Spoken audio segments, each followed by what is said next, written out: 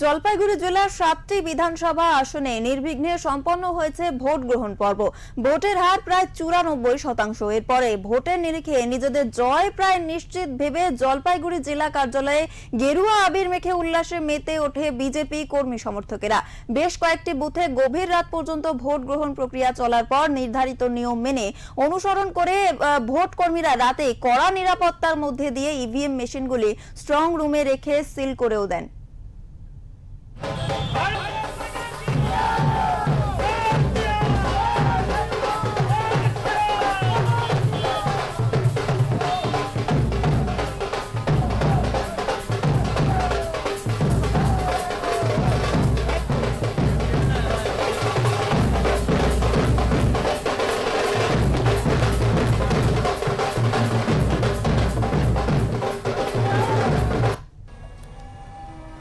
স্বতঃস্ফূর্তভাবে মানুষ ভারতীয় জনতা পার্টির প্রতীক চিহ্নে পদ্ম বলে ভোট দিচ্ছে।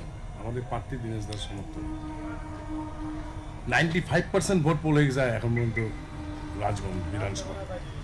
সেটা আমার মনে হয় 96 হয়ে যাবে। মানুষ পরিবর্তন চায়, তৃণমূলের শাসন থেকে বাঁচতে চায়। এই লুটেরা, রাষ্ট্রবিরোধীরা এবং কাটমানি খাওয়ার স্বৈরাচারী সরকারের হাত থেকে বাঁচবার জন্য মানুষ ভারতীয় জনতা পার্টিকে আশীর্বাদ করছে।